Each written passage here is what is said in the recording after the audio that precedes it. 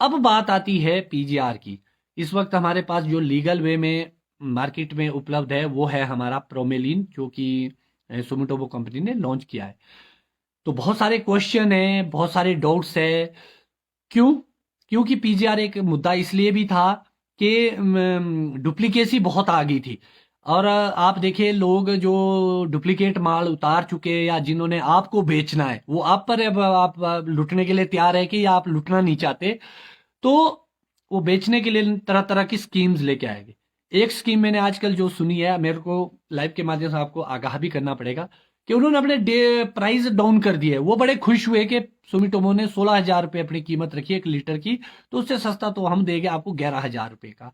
11,000 के आसपास कॉस्टिंग चल रही है। जो लास्ट ईयर आपका 18,000 से 20,000 रुपये का, वो 11,000 पे आ गया। तो भगवान साथियों, आप ऐसी भी कोई भी चीज अब स्प्रे ना करें जब डुप्लीकेसी आ जाती है और ओरिजिनल आपके पास अवेलेबल हो। तो आप जरूरी नहीं कि उसकी स्प्रे करें ही, तो डुप्लीकेट ना आपके पास बिल है, कल को 19-21 हो गया तो आप क्या करेंगे? दूसरा बड़ा नायाब तरीका निकाला उन्होंने कि ये इंपोर्टेड पैकिंग है और ये इंडियन पैकिंग है। तो आपने देखा होगा कि ऐसा कुछ भी नहीं है, माल सारा इंपोर्टेड है और यहाँ मेड इन इंडिया के नाम से यहाँ सिर्फ पैकिंग हो रही है, उसकी गैलन लग रहा है प्रोमेलिन का। तो मगर कुछ रास्ते और भी खुलते हैं। जैसे ही ये लॉन्च हो गया GA4 GA7, अब अदर्स जो कंपनी है, मैं इस साल का तो नहीं कह सकूंगा, अगली साल से आपको फिर से, अगर आपको कॉस्टिंग ज्यादा लग रही है, डाउन आएगी रेट, वो इसलिए आएगी कि अदर कंपनी के लिए अब रास्ते खुल गए यहाँ पर। सिर्फ उनको ट्रायल पास करना अपना 2-3 साल का, उसके बाद वो भी मार्केट में उपलब्ध हो जाएगा। तो कंपटीशन जब तक होगा तो रेट ऑटोमेटिकली डाउन होगी। अभी बात आ रही है 16,000 रुपये कीमत, बहुत ज्यादा, बिल्कुल बहुत ज्यादा, मुझे भी लग रहा है ज्यादा है। और अभी भी मेरी बात कंपनी के साथ जो चली है कि हम ये बोल रहे हैं कि इसको 12,000 के आसपास स्टेबल करने की कोशिश की जाए। प्रोमेलिन के रेट 12,000 के आसपास मुझे लगता है कि काफी है। इसके लिए भी हम प्रयासरत रहेंगे। और दूसरी बड़ी बात है कि अब वो समय आ गया है, शायद हमारी बोर्ड ऑफ मैनेजमेंट की मीटिंग होनी है, तो वहां भी मैं एक मुद्दा उठाऊंगा, पीजीआर का ये एक मुद्दा। पहले तो हम धन्यवाद करेंगे उस बोर्ड का कि उन्होंने इसको लीगल करवाया और मेरे कहने से करवाया। ये मेरे लिए भी, अपने लिए खुशी की बात है कि टेक्नोलॉजी में मेरा भी योगदान रहा है। दूसरी बड़ी बात आती है कि इसको स्प्रे सारणी में, नौनी के शेड्यूल में लाना है। तो जब स्प्रे सारणी में आएगा, उसके बाद हम हॉर्टिकल्चर मिनिस्टर और प्रदेश सरकार के ऊपर एक दबाव डाल सकते हैं। जब इतना जरूरी है, एक्सपेंसिव है, तो इसको सब्सिडी में हमारे फार्मर को उपलब्ध करवाया जाए। मैं ये नहीं बोलूंगा कि इस साल होगा, मगर आने वाले साल में आपको ये उपलब्ध अवश्य होगा। और हम कोशिश करेंगे, लड़ाई लड़ेंगे। पहले हमने लड़ाई लड़ी इसकी रजिस्ट्रेशन की, अब इसको लड़ाई लड़ेंगे हम इसको शेड्यूल में लाने की, नौनी के शेड्यूल में लाने की, और उसके बाद लड़ाई लड़ेंगे सब्सिडी में इसको उपलब्ध कराने की।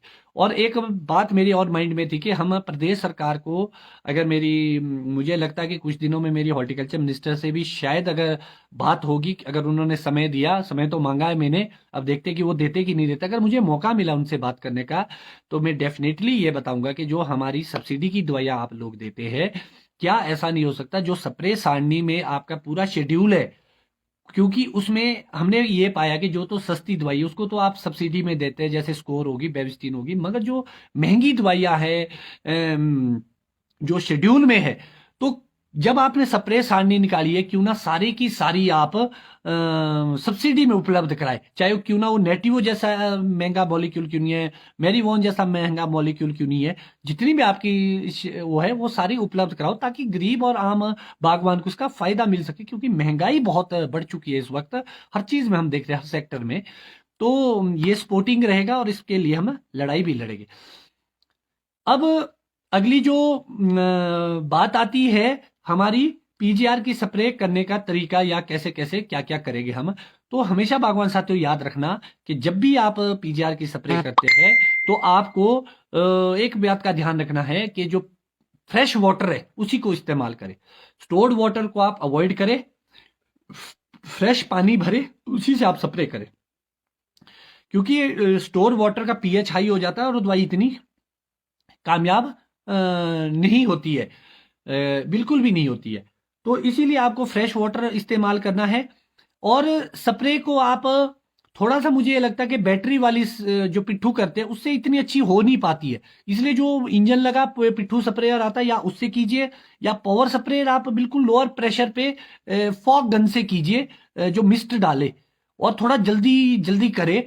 क्योंकि आपको लगभग जहां आपके 2-3 ड्रम पड़ते हैं वहां आपको 1 ड्रम में स्प्रे करनी पड़ेगी। अब बड़ा क्वेश्चन आ रहा था, इसमें भी कमेंट्स आ रहे हैं और ऐसे भी फोन आते हैं कि डोज क्या है। जो कंपनी ने रिकमेंडेड डोज दिया है वो लगभग फुल ब्लूम पे आपके 250 ml का डोज रिकमेंड किया है। और मैं मानता हूं कि प्रैक्टिकली, और आप लोग भी मानेंगे कि ये पॉसिबल नहीं है, क्योंकि हमारे और उनकी कंडीशन में फर्क है। और हमारा जो प्लांट है उसमें 1-1 महीने तक फ्लावर ही चलता रहता है, ज्यादा भी चला जाता है कई बार अगर ड्राई कंडीशन हो, 1.5 महीने तक फ्लावर आते रहते।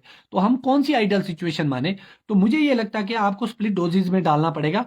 और स्प्लिट डोजेज में और सिंगल डोजेज में आपको क्या ध्यान रखना है, स्प्लिट डोजेज में अगर आप जब डालते हैं तो इसको लगभग 60% के आसपास आप पहला डोज डालेंगे 125 ml के आसपास। जो सेकंड डोज डालेंगे वो 90 to 100 के आसपास आप इसको डाल सकते हैं। फिर कई लोग इसको 3 उसमें भी कर सकते हैं। आप 60 पर 100 ml डालिए, 200 लीटर पानी की रिकमेंडेशन होगी ये।